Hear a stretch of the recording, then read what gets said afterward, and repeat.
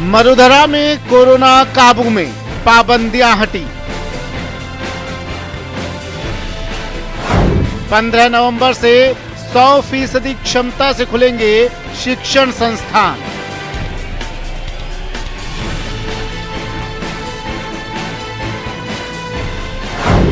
अब शादी सहित हर तरह के आयोजन में संख्या की कोई पाबंदी नहीं।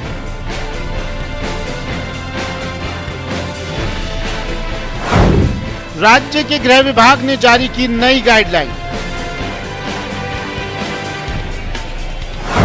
गाइडलाइन के मुताबिक कोरोना का असर कम, खतरा बरकरार। यूरोप में बढ़ते कोरोना केसेस को लेकर सीएम गहलोत ने चेताया। गहलोत का ट्वीट, सावधानी बरतें, कोई भी चूक कर सकती है संक्रमित। गाइडलाइन नई, चिंता वही।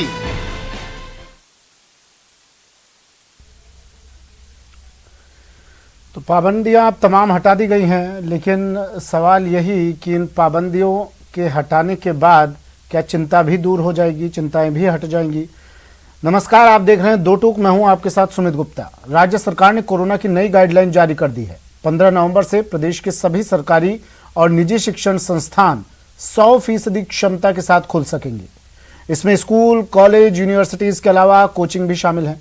शादी ब्याह और मांगलिक समारोह से भी संख्या सीमा की बाध्यता खत्म कर दी गई है। वहीं सीएम गहलोत ने यूरोप में बढ़ते कोरोना केसेस को लेकर चिंता जताई है। गहलोत ने कोरोना वाले देशों से आवाजाही बंद करने की बात कही। सीएम ने ट्वीट कर सावधानी बरतने की नसीहत दी है। प्रदेश से 15 नवंबर से कोरोना पाबंदियां अब खत्म हो जाएंगी, लेकिन सावधानियां वो ही रखनी पड़ेंगी। इसी मुद्दे पर चर्चा करेंगे। गाइडलाइन नहीं, चिंता वही।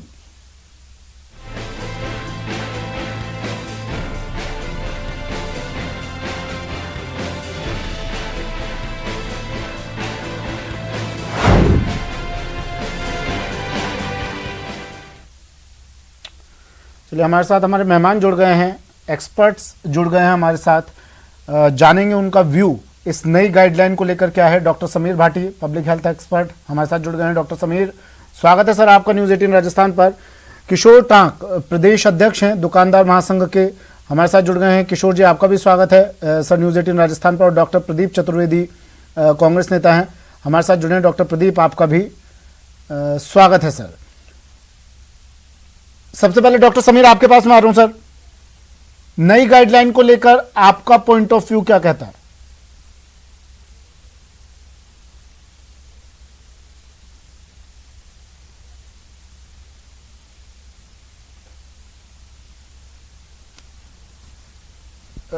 डॉक्टर समीर, आवाज सुन पा रहे हैं आप मेरी?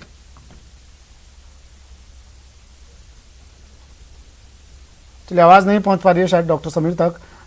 किशोर टांक जी हमारे साथ, प्रदेश अध्यक्ष हैं दुकानदार महासंघ के। किशोर टांक जी, रिस्की लगता है आपको ये थोड़ा, या ठीक है, अब तो होना ही चाहिए था? हाँ जी, हाँ जी।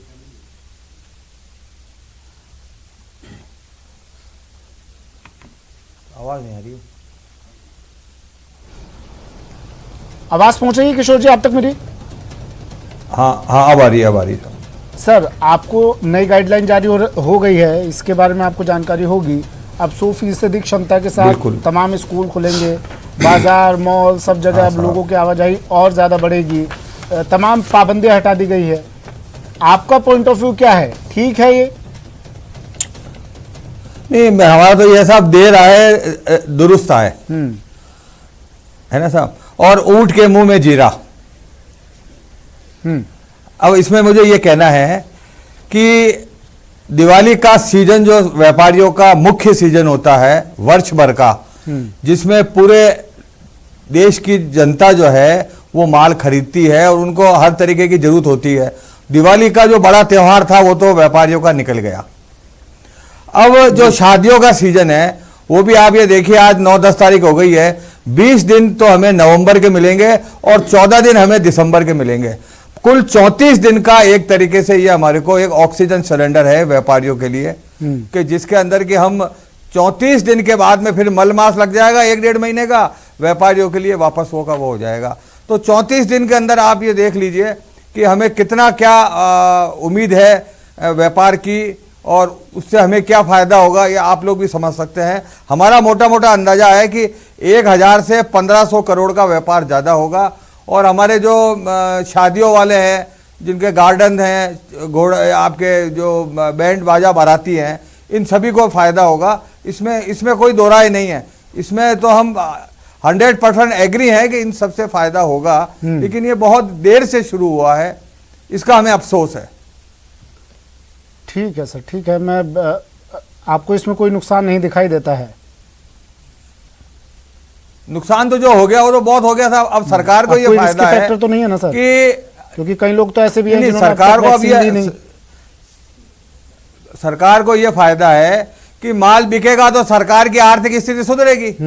अच्छा, व्यापारियों का इस 34-35 दिन के अंदर जो पर्टिकुलर शादियों से संबंधित व्यापारी हैं, उनका जो माल बिकेगा तो हमारे जो पुराने घाव हैं वो थोड़े भरेंगे। इसमें और कुछ नया कुछ समझ में मेरे आया नहीं है, क्योंकि सिर्फ ये 34 दिन का एक ग्रेस पीरियड है। नो डाउट इससे हमें बहुत बड़ी और बाजार को बहुत बड़ी ऊर्जा भी मिलेगी और हमें वापस खड़ा होने में थोड़ा इससे हमें मदद मिलेगी। ठीक है। डॉक्टर प्रदीप चतुर्वेदी, आवाज़ सुन पा रहे हैं सर आप मेरी? जी बिल्कुल सुन रहा हूँ सर। मैं ये जानना चाह रहा था आपसे, अभी नई गाइडलाइन तो आ गई है, लेकिन देखिए हमारी टैगलाइन भी यही है, गाइडलाइन नहीं है लेकिन चिंता वही है। अगर गाइडलाइन नहीं है और गाइडलाइन जारी की गई है तो चिंता तो नहीं होनी चाहिए फिर कोई? देखिए, जो गाइडलाइन जारी की गई है उसमें कुछ प्रतिबंध अभी भी जारी किए हुए हैं सरकार ने। उन्होंने कहा है कि 11 से 5 बजे तक रात का जो कर्फ्यू है वो लगा रहेगा। उसके साथ साथ ही कोचिंग इंस्टीट्यूट वगैरह जो ऐसे संस्थान हैं जिनमें भीड़ होने की संभावना है और जो रेगुलराइज इंस्टीट्यूशन नहीं है, उन पर भी ये बैन लगा रहेगा। लेकिन जहाँ तक बच्चों की शिक्षा का सवाल है, धंधे का सवाल है, आम जीवन का सवाल है, तो सरकार भी इससे बहुत प्रतिबद्धित है। ये हमारे लोग हैं, हमारे प्रदेश के लोग हैं, इनके बारे में सोचना समझना हमारा दायित्व है। तो मैं समझता हूँ माननीय मुख्यमंत्री अशोक गहलोत जी जो निर्णय किया है वो समय की निजाकत देखते हुए किया गया है। और सबसे बड़ी बात यह है कि इस बार की दिवाली में लोगों ने दिल खोलकर इस उत्साह को मनाया है। इसमें आभास हुआ है कि प्रदेशवासियों ने इस बार की दिवाली और धनतेरस पर जो खरीद की और बाजार में जो रेस्पॉन्स आया है उसको देखते हुए मुख्यमंत्री जी ने उस सारी स्थिति को समीक्षा करते हुए ये निर्णय लिए हैं और लोगों के कल्याण के लिए, उनके आम जीवन की संभावना को देखते हुए उन्होंने ये नई गाइडलाइन जारी की है। पर उनका अभी भी ये कहना है कि तीसरी लहर से बचने के लिए कोरोना की जितनी भी संभावित जो प्रिकॉशंस हैं वो लिए जाने चाहिए। वो बार बार कह रहे हैं, वो डेंगू के लिए भी बार बार कह रहे हैं कि लोग ध्यान रखें, क्योंकि ये बात तय है कि प्रदेशवासियों को अपनी सुरक्षा स्वयं करनी होगी। सरकार संसाधन दे सकती है, सरकार सुविधाएं मुहैया करा सकती है, लेकिन जन चेतना तो लोगों के अपने द्वारा ही इसमें बनाई जा सकती है। तो मुख्यमंत्री जी बार बार ये अनुरोध भी कर रहे हैं कि जोश में होश नहीं खोएं। बाजार बड़ा है, इस बार की दिवाली पे बड़ा अच्छा व्यापार हुआ है। किशोर जी की बात से मैं सहमत हूँ, लेकिन किशोर जी को ये बात समझनी चाहिए कि जब कोई विकास की रेल चलती है तो एकदम से गति नहीं पकड़ती है। हम उस काल से निकले हैं जब हमारा बिल्कुल सामान्य मामला ठप हो गया था, हम कोई कारोबार नहीं कर रहे थे। पर मेरा मानना यह है कि अगले 3 महीनों में ये विकास की गति पकड़ेगी और प्रदेश का विकास भी होगा, लोग भी उस सुख चेतना की इस अवस्था में आएंगे। समय लगता है, लेकिन मेरा मानना यह है कि समय अच्छा आ रहा है और लोग अगर प्रतिबद्धित रहें और अपने को बचा के रखें तो मुझे कोई संशय नहीं कि देश का और प्रदेश का विकास आगे बढ़ेगा। ठीक है, मैं फिर से लौटूंगा सर आपके पास। डॉक्टर समीर भाटी, मैं आपके पास भी आ रहा हूं सर जी। इससे पहले हमारे साथ एक और मेहमान जुड़ गए हैं, मनोज शर्मा जी, अभिभावक हैं। मनोज जी, स्वागत है सर आपका न्यूज़ 18 राजस्थान पर। सर, नई गाइडलाइन जारी हुई है और आपने इसे पढ़ा होगा गाइडलाइन को। अब एज ए पेरेंट आप क्या सोचते हैं, अभिभावक के तौर पर? आपके बच्चे अब स्कूल जाएंगे और अगर एक क्लास में 100 स्टूडेंट्स हैं तो 100 के 100 स्टूडेंट्स अब क्लास में आ सकेंगे, स्कूल में आ सकेंगे। क्या लगता है आपको, ये वक्त सही था इस वक्त इस गाइडलाइन को जारी करने का? ये वक्त ठीक था इस वक्त तमाम बच्चों को स्कूल जाने की परमिशन देने का? देखिए सर, अभी जितनी जल्दबाजी अभी सरकार दिखा रही है ये अभी के माहौल में बिल्कुल भी उचित नहीं है। जिस हिसाब से काम हो रहा है, आज बच्चे स्कूल जा रहे हैं, 100 बच्चे 60 बच्चे स्कूल में बैठेंगे। बच्चे अभी उस लेवल पे नहीं है कि अपनी प्रिकॉशंस को साथ लेके चलेंगे। अभी बच्चों को बिल्कुल नॉलेज नहीं है। फर्स्ट, सेकंड, थर्ड हर बच्चों की क्लास इन्होंने खोली है। इनको सिस्टमेटिक इनको करना चाहिए था अभी, और इनको भी वेट करना चाहिए। वेट एंड वॉच है अभी सिचुएशन, बिल्कुल पूर्ण रूप से इन्होंने ओपन कर दिया। हाँ। बिल्कुल ऐसे लग रहा है कि हम मौत के कुएं में ये बच्चों को डालने की पूरी वो कर रहे हैं, जो अभी इन हालातों में ये उचित नहीं है। सरकार का ये कदम जो है हम इसके बिल्कुल खिलाफ है। लेकिन अभी सर बहुत समय इनको चाहिए, थोड़ा वॉच करें आगे क्या स्कूलें ओपन हो रही हैं, क्या उनका फीडबैक आ रहा है। अभी वैसे भी महामारी का दौर खत्म नहीं हुआ है, कम हुआ है लेकिन खत्म नहीं हुआ है। अभी भी कोरोना का टीकाकरण हम जैसे वयस्क लोगों ने लिया है, लेकिन बच्चों पे अभी कोरोना का एक टीका नहीं लगाया है। और जो इन हालात में हम बच्चों को स्कूल भेज रहे हैं, सरकार क्या चाह रही है बच्चों के साथ, मुझे हम समझ ही नहीं पा रहे हैं एक आम अभिभावक के रूप में। ये बहुत जल्दबाजी है सरकार की, इनको तरीके से सिस्टमेटिक तरीके से ओपन करना चाहिए था, उस पर जल्दबाजी नहीं करनी चाहिए। हाँ, लेकिन और जल्दबाजी सर 2 साल हो गए हैं, और कितना लेट और कितना देरी से। ये तो हम और आप नहीं जानते हैं कि कोरोना की लहर कब चली जाएगी, कब इसका दी एंड होने वाला है, कब तक इंतजार। आपको नहीं लगता है कि बच्चे घर पर रहकर पढ़ाई कर रहे हैं तो उसका भी असर पड़ रहा है? 24 घंटे वो टैबलेट लैपटॉप पर नजरें गड़ाए बैठे रहते हैं, उसका भी असर पड़ रहा है। आपको नहीं लगता है कि जरूरी था अब ऑफलाइन स्टडी भी शुरू की जाए? सर ऑफलाइन करी जाए, लेकिन माहौल बिल्कुल सकारात्मक होना चाहिए। माहौल में इतनी जल्दबाजी नहीं करनी चाहिए कि एकदम से 100% ऑक्यूपाई आप स्कूल खोलो, बच्चों को सभी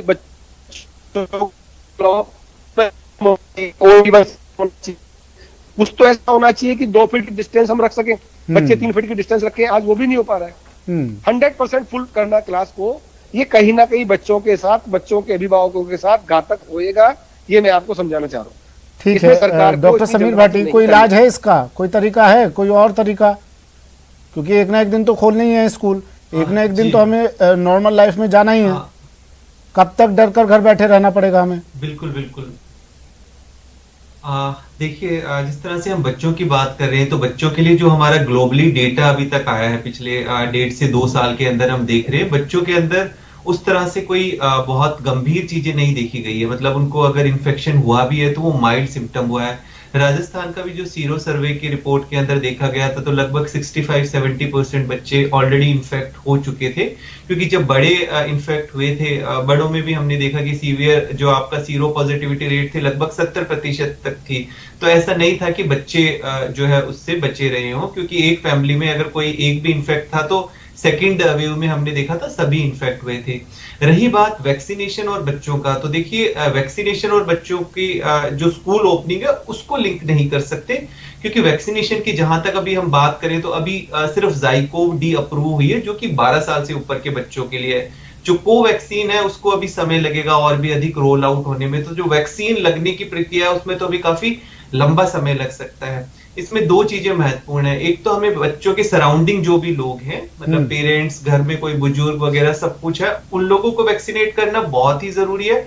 इसके अलावा स्कूल के अंदर टीचर्स के साथ साथ उनके जो भी सपोर्ट स्टाफ है उनको वैक्सीनेट करना बहुत जरूरी है। हाँ, पर जैसे अभी जो बात कर रहे थे अभिभावक, वो भी ठीक कह रहे हैं कि थोड़ा सा हम इसको कुछ स्ट्रॉन्ग प्रोटोकॉल बना के हम कर सकते हैं। एकदम हम फुल कैपेसिटी के साथ एकदम से नहीं कर सकते, थोड़ा फेजेस में कर सकते हैं, जिस तरह से और भी काफी जगह चल रहा है। तो हमें नियम और प्रोटोकॉल्स को फॉलो करना बहुत ज्यादा जरूरी है। फुल कैपेसिटी में तो एकदम से हमें करने पे सोचना चाहिए।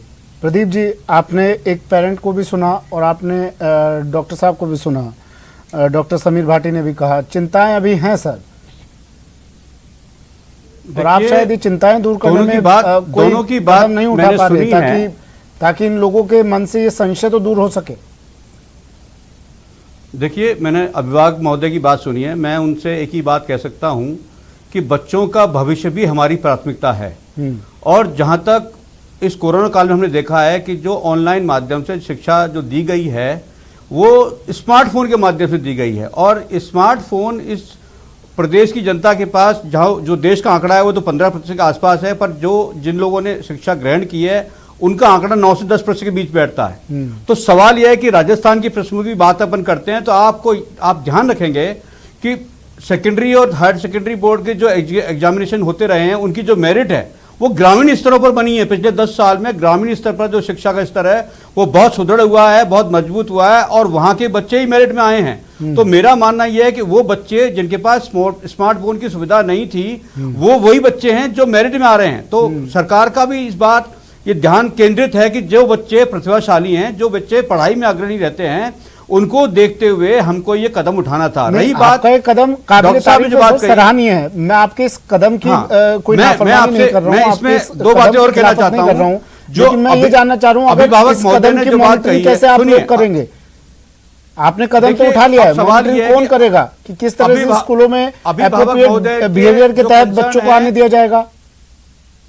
देखिए, मैं आपसे फिर कहता हूं कि अभिभावक महोदय जी ने जो बात कही है, मैं उसका जवाब देता हूं कि वो ये निश्चित करें कि उनका बच्चा जब स्कूल में जाए तो मास्क लेकर जाए, उसके बैग में आप सैनिटेशन रखें और कभी कभी मौके पर जाकर स्कूल में विजिट भी करें ताकि देखें कि 2 फुट की दूरी पर या 2 गज की दूरी बच्चे को बिठाया जा रहा है कि नहीं। हमारे बच्चे हैं, कुछ जिम्मेदारी हमारी भी है और बच्चे का भविष्य हमारी और सरकार की भी जिम्मेदारी है। तो मैं सर ये तो संभव नहीं हो पाएगा ना, ठीक है, आपने एक बात कही कि मास्क और सैनिटाइजर देकर भेजें, मास्क आप प्रैक्टिकली सोचिए सर थोड़ा। नहीं, संभव नहीं है आज। हाँ, आज मेरे थर्ड प्रदीप क्लास जी में सुनिए बच्चा ना, है, वो मास्क और स्कूल जाएगा। सैनिटाइजर एक पेरेंट वो देकर स्कूल भेज की देगा, क्लास में कहाँ लेकिन बैठेगा? स्कूल में बार बार जाकर कैसे मैं बात देखेगा? मानता हूं, संस्थाओं से ये भी कहा ये गया थोड़ा है प्रैक्टिकल नहीं है कि सर। सैनिटेशन और का मास्क और इंतजाम करें, सैनिटाइजर दे भी लेकिन दिया फिर तो भी- स्कूल में फिर कौन भी सी मेरा गारंटी मानना लेगा कि बच्चे ने मास्क ठीक लगा रखा है, बच्चा वक्त वक्त पर सैनिटाइजर यूज में ले रहा है? देखिए, कोई नहीं ये देखने ट्रेनिंग वाला, हमको कोई नहीं गवर्नमेंट देखने वाला होगा देनी सर वहां होगी। पर। ये हमको देनी होगी। ये- संसाधनों की बात है, स्कूलों को कहा जा सकता है, संस्थाओं को कहा जा सकता है, लेकिन बच्चों को ट्रेन करना हमारी भी जिम्मेदारी है। हमारे बच्चे हैं, उनको हम ट्रेन करें। 5 उनको हम साल के बच्चे समझाएं, को क्या बात ट्रेन करें। करोगे? 4 साल के बच्चों को क्या ट्रेन करोगे आप? कुछ नहीं ट्रेंड करना सर, ये इनको सिर्फ स्कूल खोलना है और सरकार ने स्कूलों के दबाव में, बड़ी प्राइवेट स्कूलों के दबाव में ये डिसीजन लिया है। ये सत्य है, ये अटूट सत्य है, इसको कोई नहीं काट सकता। इतना प्रेशर स्कूलों का आ चुका है ताकि इनको फीस मिल सके, छोटे बच्चों के मन मर्जी के हिसाब से काम कर नर्सरी सके। स्कूल किशोर टांग जी, या छोटे आज बच्चे जिस हैं, भविष्य की उनके बात साथ कर तो रहे खिलवाड़ हैं है। वो भविष्य उज्जवल जब होगा, जब उन बच्चों का वर्तमान उज्जवल होगा, वर्तमान में जीवन होगा। तो किशोर टांग जी, भविष्य आप किस तरह से इस जीवन के सुनिश्चित साथ खिलवाड़ करेंगे? कर रहे हैं। बाजार खोलने की बात आप कह रहे हैं, ठीक है, अच्छी बात है, जरूरी भी है। एक ना एक दिन आना है जब बाजार खुलने भी है, पूरे बाजार पूरी तरह से, लेकिन आप किस तरह से सुनिश्चित करेंगे वहां जो कस्टमर आ रहे हैं आपके पास? मुख्यमंत्री तो खुद ट्वीट करके चिंता जाहिर कर रहे हैं, दूसरे देशों की बात हो रही है, वहां पर कोई कस्टमर आता है अगर साथ में संक्रमण लिया आया, किस तरह से सुनिश्चित होगा? मुख्यमंत्री जी की चिंता बिल्कुल सही है और वो अपने तरफ से बिल्कुल सही कह रहे हैं कि अभी कोरोना गया नहीं है, आप इसका पूरा ध्यान रखिए। हाँ। और व्यापारी बेचारा कर क्या रहा है? अरे जब इतना भयंकर कोरोना चल रहा था उस टाइम भी हम अपना ध्यान रख रहे थे और जनता की सेवा कर रहे थे, और आप हमारे से क्या चाहते हो? हमारी जान ले क्या आप? नहीं, हम तो हमारी किशोर जी, जान मेरा जोखिम सवाल में ये डाल है कि के ठीक है, आम जनता की सेवा नहीं, हम सेवा कर ही रहे हैं ना फैसले साहब। को पॉजिटिव वे में अगर ले जाते हुए हम देखते हैं और फिर बात करें हम किसी तरह का कोई करेक्शन, कोई हम तो संशोधन सरकार के आपको साथ लगता हैं, है होना सरकार- चाहिए इसमें? अगर बड़ी ऐसा संख्या साहब, में लोग व्यापारी इस तरह से बेचारा क्या बाजारों में करे? निकलेंगे, आपने उसके मनाली की साथ तस्वीरें वो देखी होंगी पिछले दिनों जो वायरल हुई थी, और ऐसा कितना साहब- केरल की तस्वीर आपने देखी होगी, ईद के बाद की तस्वीरें वहां पर। व्यापारी एक ही काम कर अगर इस सकता तरह है से साहब, लोग कि वो बेतरतीब तरीके से उन्हें छूट मिल सरकार जाएगी, को कमा के देवे और जनता की सेवा करे।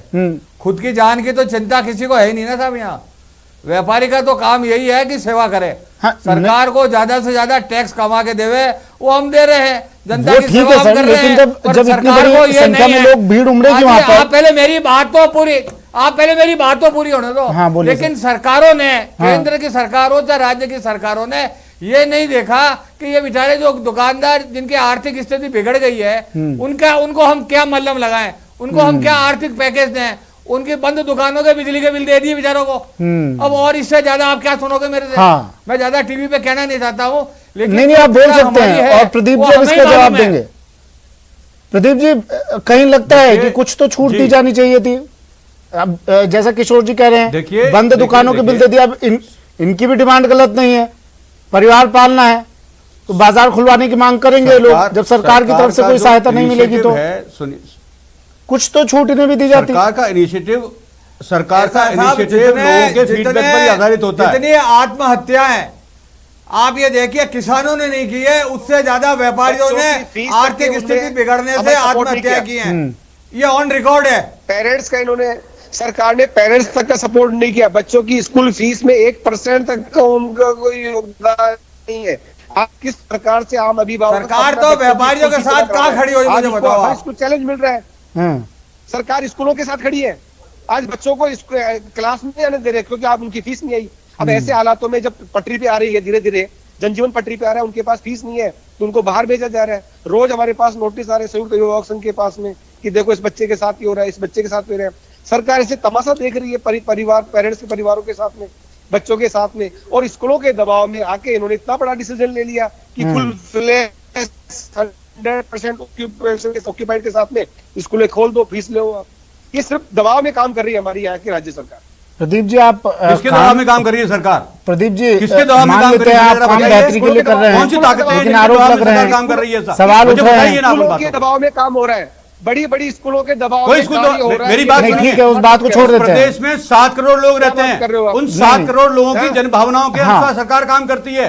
आपके अपने विचारों से सरकार नहीं चलती है। नहीं। 7 करोड़ लोगों नहीं, का ठीक है प्रदीप जी, सुनिए ना, मैं उस बात को नहीं ले रहा हूँ, अभी बड़े स्कूलों के दबाव में काम हो रहा है, मैं उस बात को नहीं ले रहा हूँ प्रदीप जी, मेरा सवाल अलग है। सुनिए ना प्रदीप जी, मेरा सवाल अलग ये है हमारी सरकार कि जब व्यापारी मांग कर रहे थे कि उनकी बंद दुकानों का बिल मत दीजिए, आपने वो स्टेप नहीं उठाया है।